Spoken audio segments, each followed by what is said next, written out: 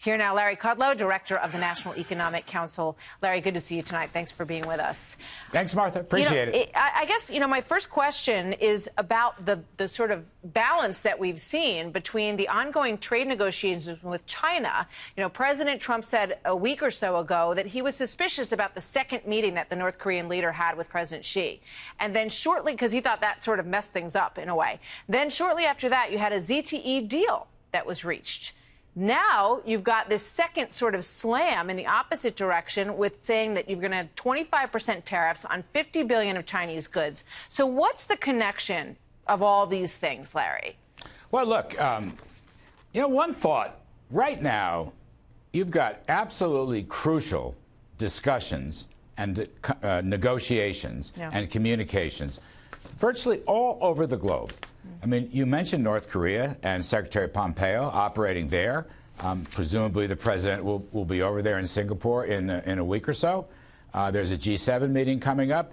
There are European discussions with us about trade. There are NAFTA discussions with us about trade. There are Chinese discussions. President Trump is a change agent. He's trying to change a number of things, including unfair and illegal trading practices. He wants the U.S. to be treated fairly. He wants reciprocity. He wants peace. He wants peace and denuclearization on the Korean Peninsula. These are breathtaking developments. I happen to think it's all to the good, and I think that the president's conducting himself in a terrific manner. And by the way, he doesn't always play by the norms of Washington. No, which is why it's so fascinating to watch. And he does link trade with policy in a way that we typically haven't seen. So my question was, do you think that the trade negotiation with China is a baseline for whether or not China is going to allow this North Korea talk to go forward? And you just said that you think he will be in Singapore on June 12th. Is the White House saying they believe this thing's back on? Nothing's definite, so I don't want to get ahead of that curve. Okay. But I think the expectations are very encouraging. Look, China trade doesn't depend on Korea. Korea doesn't depend on China trade. I acknowledge that they may be linked in a grand landscape, if you will. But the China trade, look, the United States needs China to get rid of these unfair and illegal trading practices. We can't let them steal our technology. We can't let them force us to give technology over. They have to drop tariff barriers and non-tariff barriers. Now, some progress is being made. Wilbur Ross, Secretary Ross, going to be over there. I think he's actually there now crossing the date line. Progress has been made. Steve Mnuchin made progress. But the president, again, is emphasizing to the Chinese, as we've told them in person-to-person meetings, we are going to protect our family jewels. We are going to protect crucial, critical, strategic technologies, for example. We are going to put imports on China's that might steal those technologies. I think that's very important. We are going to demand that they change a lot of their policies and with respect to investment here in the United States. This is not new. The Chinese have heard this before. Their response, by the way, was quite mild because they have heard this before.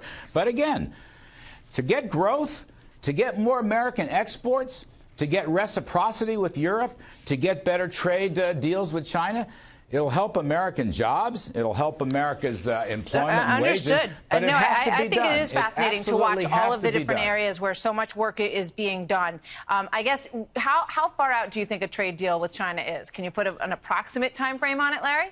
No, I wouldn't even try. I mean, this is a long process. It's a long negotiation. Part of those negotiations, as the president has said, there'll be times when he employs tariffs as an enforcement mechanism or maybe a negotiating mechanism. There are times when tariffs will not be used. These things have their ups and downs. There are cycles to this. No, I wouldn't want to put a deadline on that. I just hope that we continue making progress. I'm short on time, but I want to get your reaction to one more thing. With regard to North Korea, there was a story that said that they plan to keep their nuclear weapons, but they are offering burger chains to open in North Korea. It doesn't sound like a winner to me, but I'm not running the State Department, and I'm certainly not President Trump. Denuclearization is a very key part of the U.S. Demands. Burger King's fine.